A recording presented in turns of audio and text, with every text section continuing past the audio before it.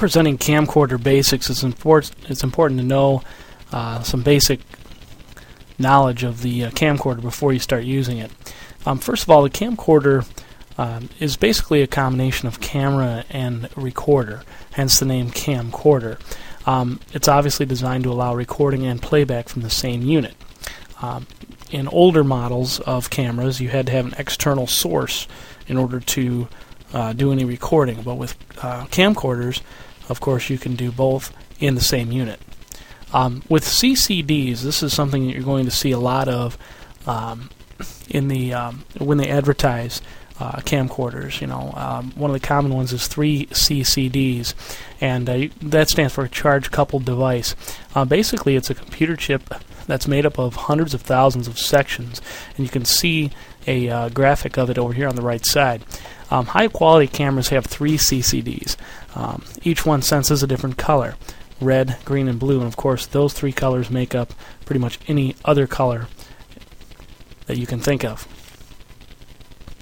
For the lens is a curved piece of glass on a camera that collects light.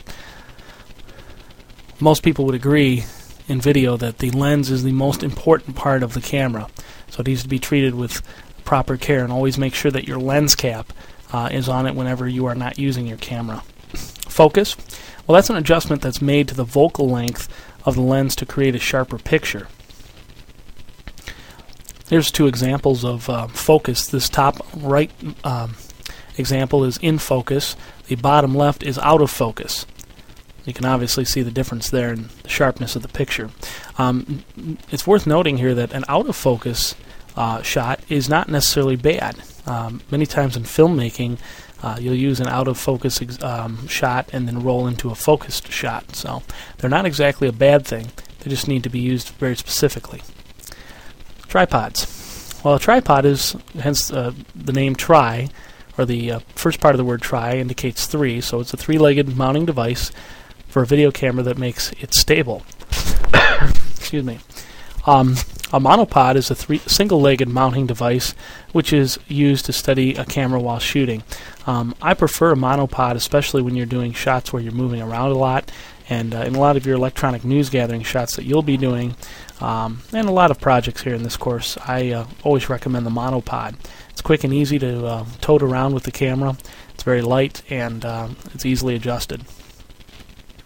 Videotape is a thin strip of plastic material containing metal particles that you can record and store a magnetic charge. We're going to look at some examples here. Current videotape formats in use: VHS, which is also known as half-inch videotape. That's going out of style now, but it's still around.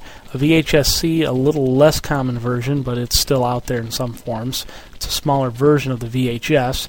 Then you have your 8mm, which is, in many cases, some of the first digital tapes. And then you have the Mini DV, which we use extensively in this class. And you can see this Panasonic model here as an example. We use the Mini DV, as I said, almost exclusively in this class. Even though it's a digital tape, it still stores images and sound magnetically. For the microphone, almost all camcorders have a built-in microphone. You can see in this model, it's right here. Typically that's pretty much the location. However, for better sound quality, videographers do use external microphones.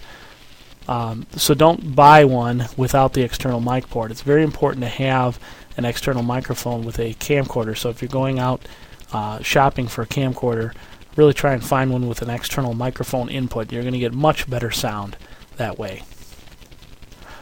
For the viewfinder, there's 2 different types of ways that you see, or 2 different ways I should say, that you see what you're recording. One is with a viewfinder, one is with a view screen. The viewfinder, as you can see, is this small eyepiece that allows you to see what the lens of the camera sees. The view screen, which is what I tend to use a lot, is a small monitor, and almost all of them now are full color, that allows you to see exactly what's going on through the lens, or what's coming through the lens into the camera. And if you flip it around like this one model is right here, you can actually see yourself. So if you're shooting a self-interview or something, you can actually see how your shot is set up. It's very important that when you're setting up any kind of shot in a setting, so whether you're doing an interview or you're getting ready to tape a sporting event in the gym, you always want to white balance your camera. And basically, white balance is what is making sure that the camera sees colors correctly in different lighting situations. So that's what white balance is all about. It basically allows the user to adjust the camera's color response to surrounding light. Excuse me.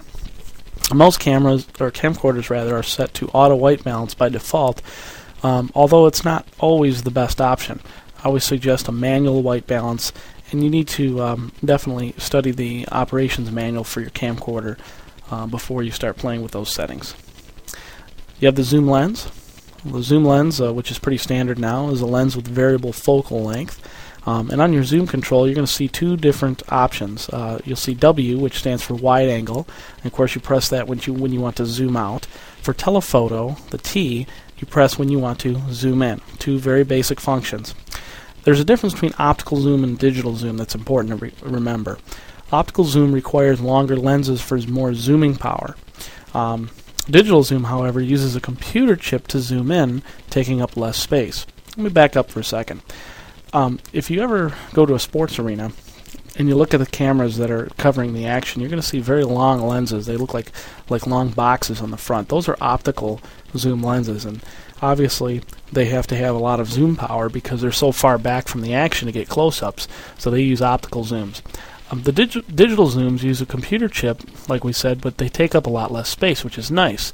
The only problem is the quality is not near as good as the digital or as the optical zoom. So I always avoid using the digital zoom because you're generally going to get a grainier picture that way. Excuse me. Typical camcorder inputs.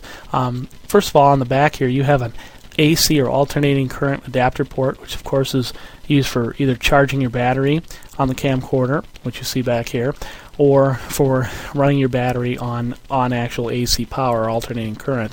Your microphone port, which is used for external microphones. Again, that's not found on all models, so you have to be careful and make sure that yours does. You have a headphone port for monitoring sound being recorded and for listening to playback audio. You have an AV port, which is used for sending audio and video signals from the camcorder to another source, for instance, TV, switcher, etc. And sometimes this is also doubled up. This port is doubled up as a headphone jack as well. And then you have this right here where your arrow's going. You have a IEEE 1394, or for short, it's a FireWire port. That's typically what it's known as, and that's basically used to digitally connect a computer to transfer video and audio. Your playback controls, just like a standard VCR really, or DVD player. You have play, pause, fast forward, rewind, and stop, and each camcorder works a little bit differently, so you need to be familiar with those controls and how they work. And as always, if you have any questions, please contact me at my email address or see me in class.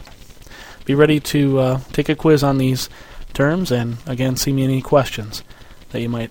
any questions you might have.